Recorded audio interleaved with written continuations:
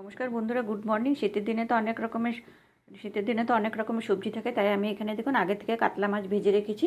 এখানে কড়াই তেল আছে, তাই আজকে আমি দেখুন বিচি সিম, ওলকপি, মটরশুঁটি আর আলু এগুলো দিয়ে আমি কাতলা মাছ বানিয়ে নেব।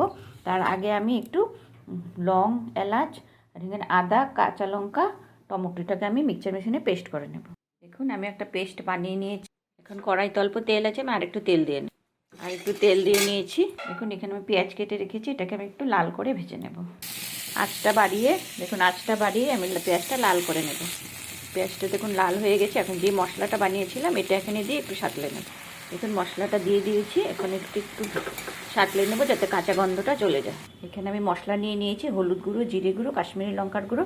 যে পেস্টটা বানিয়েছিলাম ধুয়ে এটাকে জল দিয়ে এটাকে আমি ভালো করে নেড়ে নেব। এখানে আমি গরম জল দিয়েছি, আপনারা গরম জলই ব্যবহার করবেন। এই মশলাটাও কিছুক্ষণ ভাজা হয়ে গেছে, এখন আমি ওই মশলাটা দিয়ে দেবো। এই মশলাটাও দিয়ে দিয়েছি, এটাকে আমি একটু সাঁতলে আঁচ কমিয়ে ঢেকে রাখবো যাতে ওর তেলটা ছেড়ে যায়।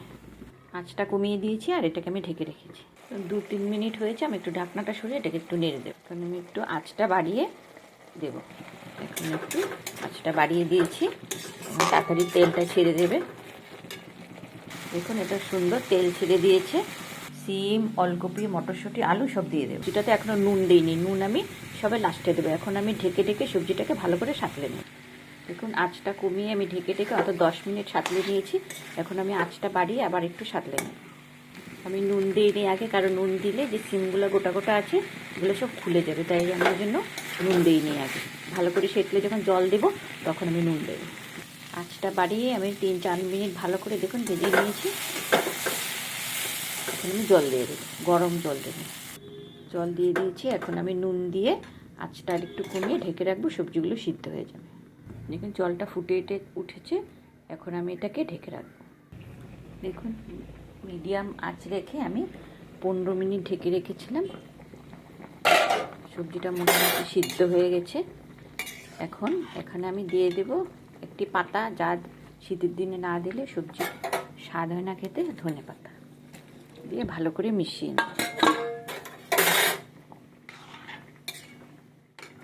এখন এখানে মাছ দিয়ে আমি আরও 5 মিনিট ঢেকে রাখবো। এখন আমি আঁচটা একটু বেশি করে বাড়িয়ে দেবো, বাড়িয়ে দিয়ে ঢেকে রাখবো। 2-3 মিনিট ঢেকে রেখেছিলাম, এখন আমি ঢাকনাটা সরিয়ে দিয়েছি। এখন আমি একটু ভালো করে ফুটিয়ে নেব।